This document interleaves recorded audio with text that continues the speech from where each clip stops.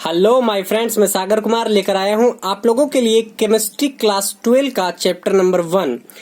इस चैप्टर में हम ऑर्गेनिक केमिस्ट्री के पाठ्यक्रम को पढ़ेंगे और ये पहला चैप्टर है हेलो एल्केन एंड हेलो एडविन्स। ठीक है, तो आइए सबसे पहले हमने इसका एक बेसिक वीडियो बनाया है, जिस वीडियो के माध्यम से ये जानेंगे कि हमें केमिस्ट्री में क्या क्या पढ़ना है और किस तरीका से हम केमिस्ट्री को पढ़ें ताकि हमको समझ भी आए और कुछ याद भी रहे और पेपर में हम लिख कर भी आए। ठीक है, तो आइए शुरुआत करते हैं। देखिए, सबसे पहले हमने बताया कि क्या पढ़ना है।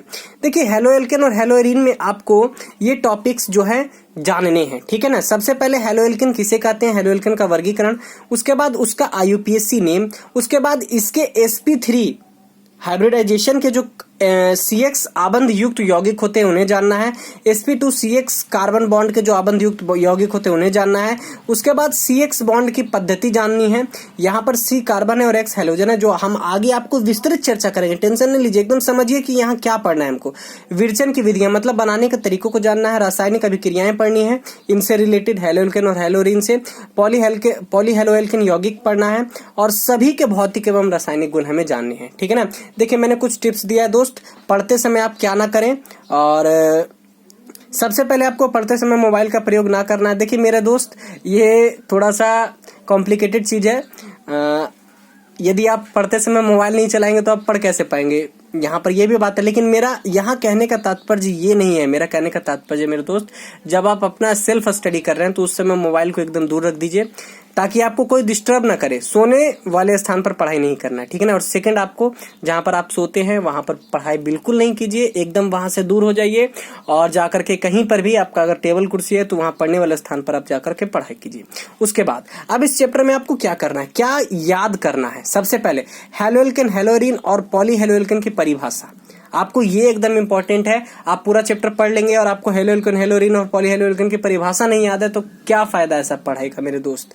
उसके बाद एवं दो उदाहरण, कम से कम इनके दो उदाहरण, ताकि कोई आपको बोले कि हेलो एल्केन किसे कहते हैं तुरंत आप एकदम बोल दें कि इसे हेलो एल्केन कहते हैं। ठीक है ना।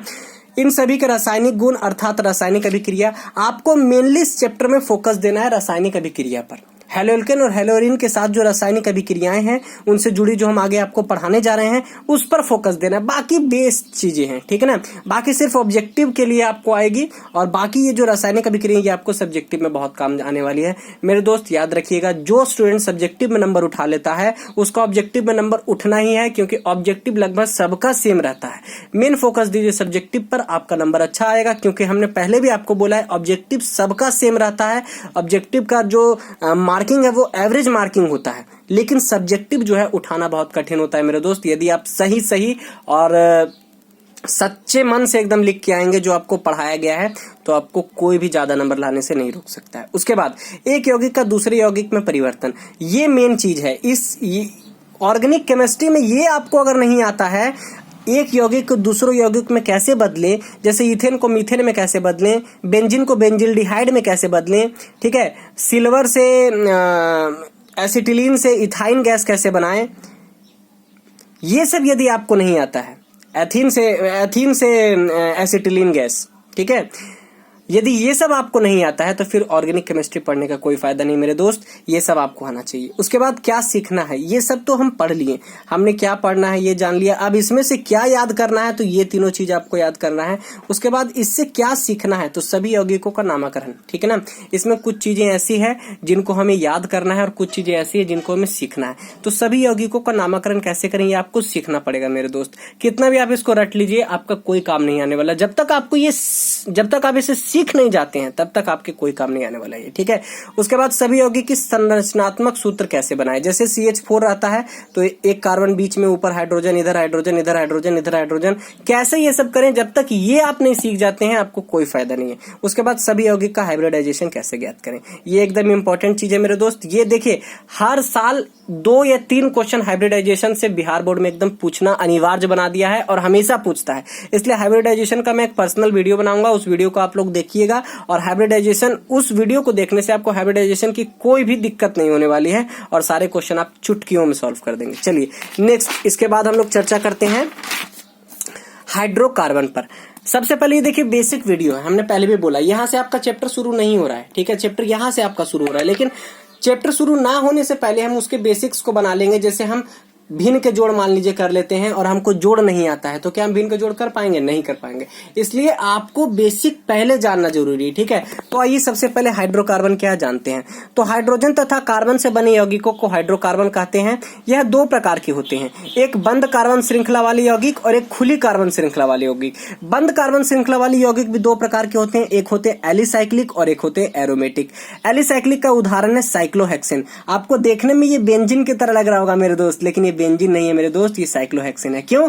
क्योंकि बेंजीन में यहाँ पर बीच में एक गोला रहता है जो इसके बगल में हमने दिखाया है, देखिए ये बेंजीन है, लेकिन ये बेंजीन नहीं है। इसको बोलेंगे एलिसाइक्लिक यौगिक, ठीक है ना। ये साइकिल में रहते हैं, ठीक है। साइकिल मतलब बंद रहते हैं, ठीक है ना, बंद कार्बन श्रृंखला वाले यौगिक हैं। उसके बाद देखो साइक्लोपेंटेन।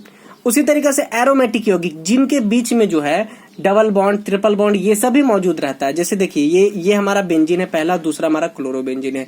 ये हमारे एरोमेटिक के उदाहरण, ये हमारे एलिसाइक्लिक यौगिक के उदाहरण है। उसके बाद आते हैं खुली श्रृंखला वाले कार्बनिक यौगिक, जिन्हें हम एलिफेटिक यौगिक कहते हैं। याद रखिएगा, बंद श्रृंखला वाले कार्बनिक यौगिक जो है वो दो प्रकार के होते हैं, एक एलिसाइक्लिक और एक एरोमेटिक। एरोमेटिक में जो है जैसे बेंजीन, क्लोरोबेंजीन, नाइट्रोबेंजीन ये सब आता है, और एलिसाइक्लिक में साइक्लोपेंटेन, साइक्लोहेक्सेन, साइक्लोब्यूटेन ये सब आता है, ठीक है ना। उसके बाद हम लोग चर्चा करते हैं कि एलिफेटिक यौगिक में कैसे कैसे यौगिकों को पढ़ना है। जैसे मान लीजिए इथेन, एकदम इसकी श्रृंखला होती है। आप चार यहाँ पर, ये तो खैर नोट्स है, इसमें हम कुछ नहीं कर रहे हैं, आपको कहाँ समझाया जाए, चलिए कोई बात नहीं, यही लिख देते हैं। देखिए इथेन का मतलब carbon, carbon, hydrogen, hydrogen, hydrogen, hydrogen, hydrogen और हाइड्रोजन। ये यहाँ पर अगर आपको देख रहे हैं इसको, तो आपको ये चैन की तरह लग रहा होगा। अगर इस हाइड्रोजन को और आगे बढ़ाएं, यहाँ पर कार्बन जोड़ के और ऊपर नीचे हाइड्रोजन देके फिर आगे बढ़ाते चल जाएं, तो ये चैन की तरह आपको बढ़े थे। तो इसको बोलते हैं खुली कार्बन श्रृंखला वाले यौगिक। इसमें आता है इथेन, आता है प्रोपेन, आता है एथिल क्लोराइड, ये सब खुली कार्बन श्रृंखला वाले यौगिक है। और जो भी साइकिल की तरह बंद रहे उसको साइक्लिक यौगिक कहेंगे, और जो साइकिल की तरह बंद भी रहे और बीच में जो है गोला रहे, चाहे बीच में बॉन्ड वगैरह रहे, उसको बोलेंगे एरोमेटिक यौगिक। आशा है आपको ये वीडियो जो अच्छे से समझ में आया होगा। इसके बाद जो पार्ट 2 वीडियो आएगा, उस वीडियो में हम हैलोएल्केन्स क्या है और हैलोएल्केन्स को किस प्रकार से बनाया जाता है, उनके नामकरण कैसे करें, ये सब आपको बताएंगे। इतना जितना भी यहाँ पर आपका लिखा हुआ है बिल्कुल अपने कॉपी में उतार लीजिए, ताकि हम लोग आगे जो है बहुत अच्छे से पढ़ाई करें और खुले मन से एकदम मन लगा कर पढ़ाई कीजिए। हमें सक्सेस होने से कोई नहीं रोक सकता है, ये तो खैर कोरोना है।